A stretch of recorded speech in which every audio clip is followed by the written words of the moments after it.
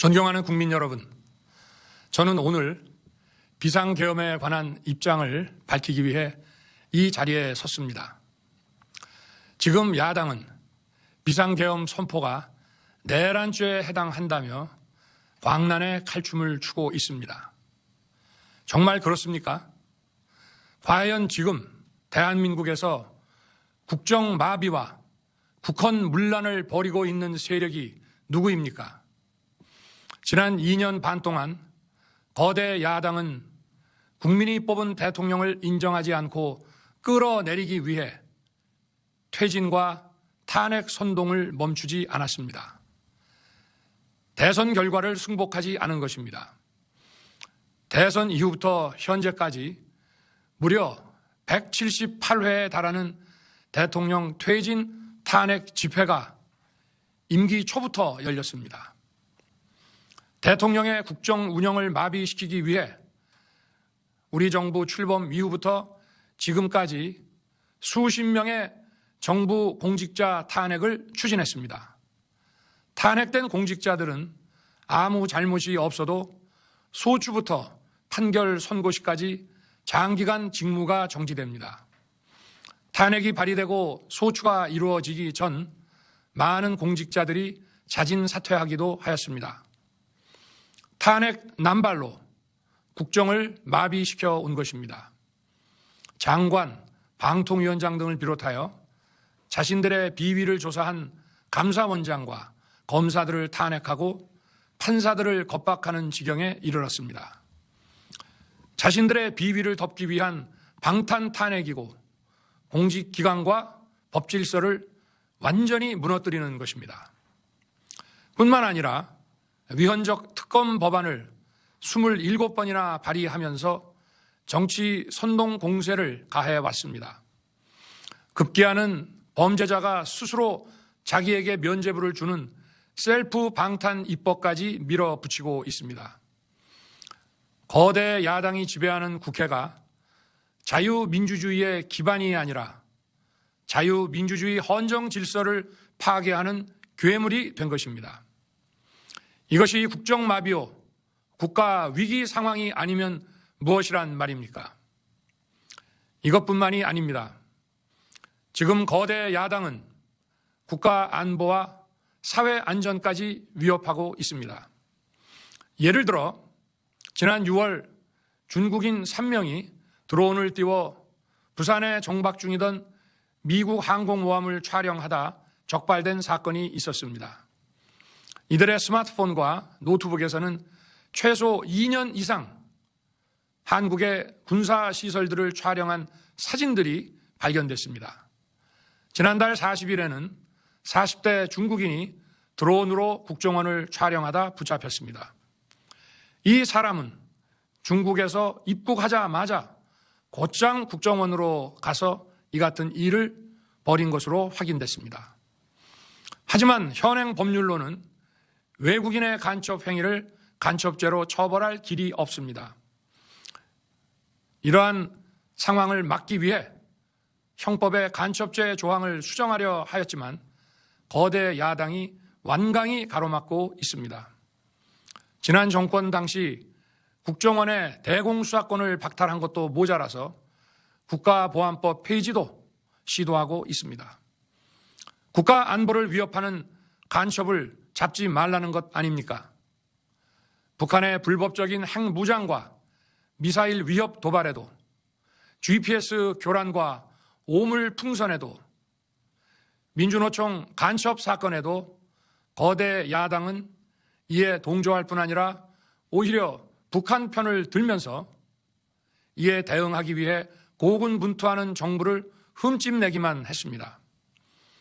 북한의 불법 핵 개발에 따른 UN 대북 제재도 먼저 풀어야 한다고 주장합니다.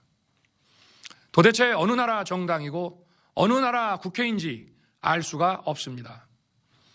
검찰과 경찰의 내년도 특경비, 특활비 예산은 아예 0원으로 깎았습니다. 금융 사기 사건, 사회적 약자 대상 범죄, 마약 수사 등 민생 침해 사건 수사, 그리고 대공 수사에 쓰이는 기묘한 예산입니다. 마약, 딥페이크 범죄 대응 예산까지도 대폭 삭감했습니다. 자신들을 향한 수사 방해를 넘어 마약 수사, 조폭 수사와 같은 민생사범 수사까지 가로막는 것입니다.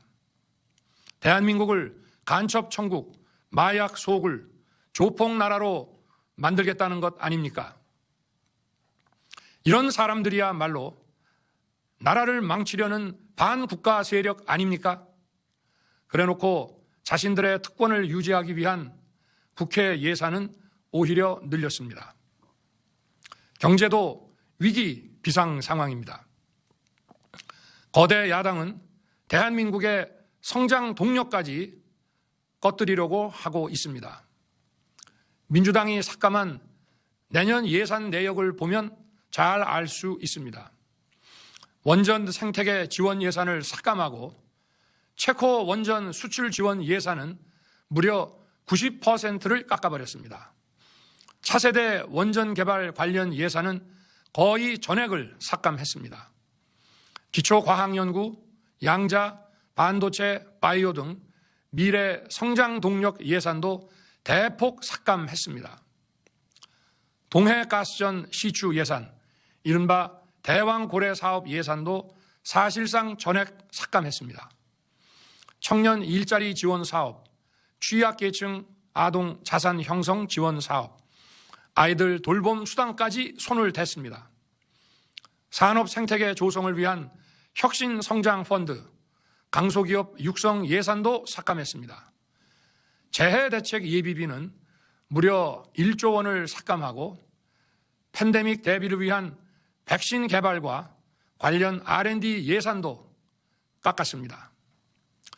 이처럼 지금 대한민국은 거대 야당의 의회 독재와 폭거로 국정이 마비되고 사회 질서가 교란되어 행정과 사법의 정상적인 수행이 불가능한 상황입니다. 국민 여러분, 여기까지는 국민 여러분께서도 많이 아시고 계실 것입니다. 하지만 제가 비상계엄이라는 엄중한 결단을 내리기까지 그동안 직접 차마 밝히지 못했던 더 심각한 일들이 많이 있습니다. 작년 하반기 선거관리위원회를 비롯한 헌법기관들과 정부기관에 대해 북한의 해킹 공격이 있었습니다. 국가정보원이 이를 발견하고 정보 유출과 전산 시스템 안전성을 점검하고자 했습니다. 다른 모든 기관들은 자신들의 참관하에 국정원이 점검하는 것에 동의하여 시스템 점검이 진행되었습니다. 그러나 선거관리위원회는 헌법기관임을 내세우며 완강히 거부하였습니다. 그러다가 선관위의 대규모 채용 부정 사건이 터져 감사와 수사를 받게 되자 국정원의 점검을 받겠다고 한 발 물러섰습니다. 그렇지만 전체 시스템 장비의 아주 일부분만 점검에 응하였고 나머지는 불응했습니다. 시스템 장비 일부분만 점검했지만 상황은 심각했습니다. 국정원 직원이 해커로서 해킹을 시도하자 얼마든지 데이터 조작이 가능하였고 방화벽도 사실상 없는 것이나 마찬가지였습니다. 비밀번호도 아주 단순하여 1, 2, 3, 4, 5 같은 식이었습니다. 시스템 보안관리 회사도 아주 작은 규모의 전문성이 매우 부족한 회사였습니다. 저는 당시 대통령으로서 국정원의 보고를 받고 충격에 빠졌습니다. 민주주의 핵심인 선거를 관리하는 전산 시스템이 이렇게 엉터리인데 어떻게 국민들이 선거 결과를 신뢰할 수 있겠습니까? 선관위도 국정원의 보안 점검 과정에 입회하여 지켜보았지만 자신들이 직접 데이터를 조작한 일이 없다는 변명만 되풀이할 뿐이었습니다. 선관위는 헌법기관이고 사법부 관계자들이 위원으로 있어 영장에 의한 압수수색이나 강제 수사가 사실상 불가능합니다. 스스로 협조하지 않으면 진상규명이 불가능합니다. 지난 24년 4월 총선을 앞두고도 문제 있는 부분에 대한 개선을 요구했지만 제대로 개선되었는지는 알 수 없습니다. 그래서 저는 이번에 국방장관에게 선관위 전산 시스템을 점검하도록 지시한 것입니다. 최근 거대 야당 민주당이 자신들의 비리를 수사하고 감사하는 서울중앙지검장과 검사들, 헌법기관인 감사원장을 탄핵하겠다고 하였을 때 저는 이제 더 이상은 그냥 지켜볼 수만 없다고 판단했습니다. 뭐라도 해야 되겠다고 생각했습니다. 이들은 이제 곧 사법부에도 탄핵의 칼을 들이댈 것이 분명했습니다. 저는 비상계엄령 발동을 생각하게 되었습니다. 거대 야당이 헌법상 권한을 남용하여 위헌적 조치들을 계속 반복했지만 저는 헌법의 틀 내에서 대통령의 권한을 행사하기로 했습니다. 현재의 국정마비 상황을 사회교란으로 인한 행정사법의 국가기능 붕괴 상태로 판단하여 계엄령을 발동하되 그 목적은 국민들에게 거대 야당의 반국가적 패악을 알려 이를 멈추도록 경고하는 것이었습니다. 그럼으로써 자유민주주의 헌정질서의 붕괴를 막고 국가 기능을 정상화하고자 하였습니다. 사실 12월 4일 계엄 해제 이후 민주당에서 감사원장과 서울중앙지검장 등에 대한 탄핵안을 보류하겠다고 발표하여 짧은 시간의 계엄을 통한 메시지가 일정 부분 효과가 있었다고 생각했습니다. 그러나 이틀 후 보류하겠다던 탄핵 소추를 그냥 해버렸습니다. 비상계엄의 명분을 없애겠다는 뜻이었습니다. 애당초 저는 국방장관에게 과거의 계엄과는 달리 계엄의 형식을 빌려 작금의 위기 상황을 국민들께 알리고 호소하는 비상조치를 하겠다고 했습니다. 그래서 질서 유지에 필요한 소수의 병력만 투입하고 실무장은 하지 말고 국회의 계엄 해제 의결이 있으면 바로 병력을 철수시킬 것이라고 했습니다. 실제로 국회의 계엄 해제 의결이 있자 국방부 청사에 있던 국방장관을 제 사무실로 오게 하여 즉각적인 병력 철수를 지시하였습니다. 제가 대통령으로서 발령한 이번 비상조치는 대한민국의 헌정 질서와 국헌을 망가뜨리려는 것이 아니라 국민들에게 망국의 위기 상황을 알려드려 헌정 질서와 국헌을 지키고 회복하기 위한 것입니다. 소규모이지만 병력을 국회에 투입한 이유도 거대 야당의 망국적 행태를 상징적으로 알리고 계엄 선포 방송을 본 국회 관계자와 시민들이 대거 몰릴 것을 대비하여 질서 유지를 하기 위한 것이지 국회를 해산시키거나 기능을 마비시키려는 것이 아님은 자명합니다. 300명 미만의 실무장하지 않은 병력으로 그 넓은 국회 공간을 상당 기간 장악할 수 없는 것입니다. 과거와 같은 계엄을 하려면 수만 명의 병력이 필요하고 광범위한 사전 논의와 준비가 필요하지만 저는 국방장관에게 계엄령 발령 담화 방송으로 국민들께 알린 이후에 병력을 이동시키라고 지시했습니다. 그래서 10시 30분 담화 방송을 하고 병력 투입도 11시 30분에서 12시 조금 넘어서 이루어졌으며 1시 조금 넘어 국회의 계엄 해제 결의가 있자 즉각 군 철수를 지시하였습니다. 결국 병력이 투입된 시간은 한두 시간 정도에 불과합니다. 만일 국회 기능을 마비시키려 했다면 평일이 아닌 주말을 기해서 계엄을 발동했을 것입니다. 국회 건물에 대한 단전 단수 조치부터 취했을 것이고 방송 송출도 제한했을 것입니다. 그러나 그 어느 것도 하지 않았습니다. 국회에서 정상적으로 심의가 이루어졌고 방송을 통해 온 국민이 국회 상황을 지켜보았습니다. 자유민주 헌정 질서를 회복하고 수호하기 위해 국민들께 망국적 상황을 호소하는 불가피한 비상조치를 했지만 사상자가 발생하지 않도록 안전사고 방지에 만전을 기하도록 하였고 사병이 아닌 부사관 이상 정예 병력만 이동시키도록 한 것입니다. 저는 이번 비상계엄을 준비하면서 오로지 국방장관하고만 논의하였고 대통령실과 내각 일부 인사에게 선포 직전 국무회의에서 알렸습니다. 각자의 담당 업무 관점에서 우려되는 반대 의견 개진도 많았습니다. 저는 국정 전반을 보는 대통령의 입장에서 현 상황에서 이런 조치가 불가피하다고 설명했습니다. 군 관계자들은 모두 대통령의 비상계엄 발표 이후 병력 이동 지시를 따른 것이니만큼 이들에게는 전혀 잘못이 없습니다. 그리고 분명히 말씀드리지만 저는 국회 관계자의 국회 출입을 막지 않도록 하였고 그래서 국회의원과 엄청나게 많은 인파가 국회 마당과 본관, 본회의장으로 들어갔고 계엄 해제 안건 심의도 진행된 것입니다.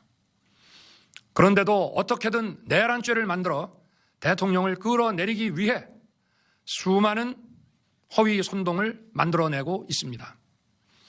도대체 2시간짜리 내란이라는 것이 있습니까? 질서 유지를 위해 소수의 병력을 잠시 투입한 것이 폭동이란 말입니까?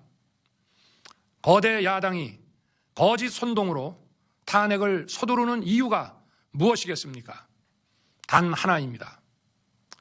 거대 야당 대표의 유죄 선고가 임박하자 대통령의 탄핵을 통해 이를 회피하고 조기 대선을 치르려는 것입니다. 국가 시스템을 무너뜨려서라도 자신의 범죄를 덮고 국정을 장악하려는 것입니다. 이야말로 국헌문란 행위 아닙니까? 저를 탄핵하든 수사하든 저는 이에 당당히 맞설 것입니다.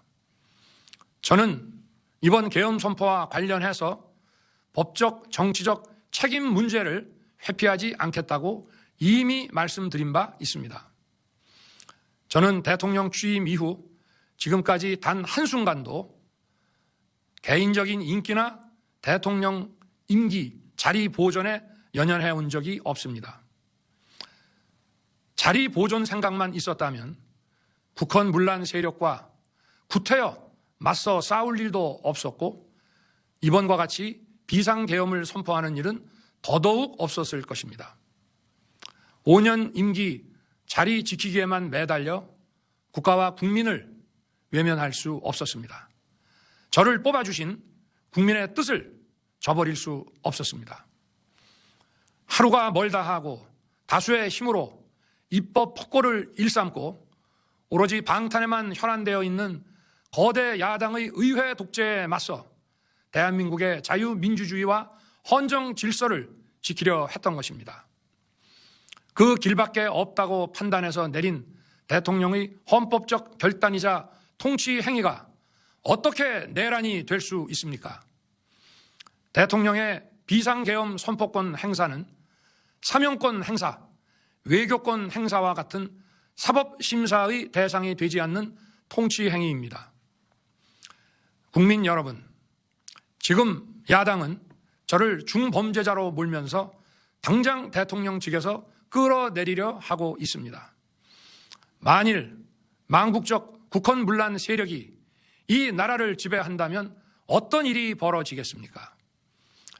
위헌적인 법률, 셀프 면죄부 법률, 경제 폭망 법률들이 국회를 무차별 통과해서 이 나라를 완전히 부술 것입니다. 원전산업, 반도체 산업을 비롯한 미래 성장 동력은 고사될 것이고 중국산 태양광 시설들이 전국의 살림을 파괴할 것입니다. 우리 안보와 경제의 기반인 한미 동맹, 한미일 공조는 또다시 무너질 것입니다. 북한은 핵과 미사일을 고도화하여 우리의 삶을 더 심각하게 위협할 것입니다. 그러면 이 나라 대한민국의 미래가 어떻게 되겠습니까? 간첩이 활개치고 마약이 미래 세대를 망가뜨리고 조폭이 설치는 그런 나라가 되지 않겠습니까? 지금껏 국정 마비와 국헌 문란을 주도한 세력과 범죄자 집단이 국정을 장악하고 대한민국의 미래를 위협하는 일만큼은 어떤 일이 있어도 막아야 합니다. 저는 끝까지 싸울 것입니다. 국민 여러분, 국정 마비의 망국적 비상 상황에서 나라를 지키기 위해 국정을 정상화하기 위해 대통령의 법적 권한으로 행사한 비상계엄 조치는 대통령의 고도의 정치적 판단이고 오로지 국회의 해제 요구만으로 통제할 수 있는 것입니다. 이것이 사법부의 판례와 헌법학계의 다수 의견임을 많은 분들이 알고 있습니다. 저는 국회 해제 요구를 즉각 수용했습니다. 계엄 발령 요건에 관해 다른 생각을 가지고 계신 분들도 있습니다만 나라를 살리려는 비상 조치를 나라를 망치려는 내란 행위로 보는 것은 여러 헌법학자와 법률가들이 지적하는 바와 같이 우리 헌법과 법 체계를 심각한 위험에 빠뜨리는 것입니다. 저는 묻고 싶습니다. 지금 여기저기서 광란에 칼춤을 추는 사람들은 나라가 이 상태에 오기까지 어디서 도대체 무엇을 했습니까? 대한민국의 상황이 위태롭고 위기에 놓여 있다는 생각도 전혀 하지 않았다는 말입니까? 공직자들에게 당부합니다. 엄중한 안보 상황과 글로벌 경제 위기에서 국민의 안전과 민생을 지키는 일에 흔들림 없이 매진해 주시기 바랍니다. 국민 여러분, 지난 2년 반 저는 오로지 국민만 바라보며 자유민주주의를 지키고 재건하기 위해 불의와 부정, 민주주의를 가장한 폭거에 맞서 싸웠습니다. 피와 땀으로 지켜온 대한민국, 우리의 자유민주주의를 지키는 길에 모두 하나가 되어주시길 간곡한 마음으로 호소드립니다. 저는 마지막 순간까지 국민 여러분과 함께 싸우겠습니다. 짧은 시간이지만 이번 계엄으로 놀라고 불안하셨을 국민 여러분께 다시 한번 사과드립니다. 국민 여러분에 대한 저의 뜨거운 충정만큼은 믿어주십시오. 감사합니다.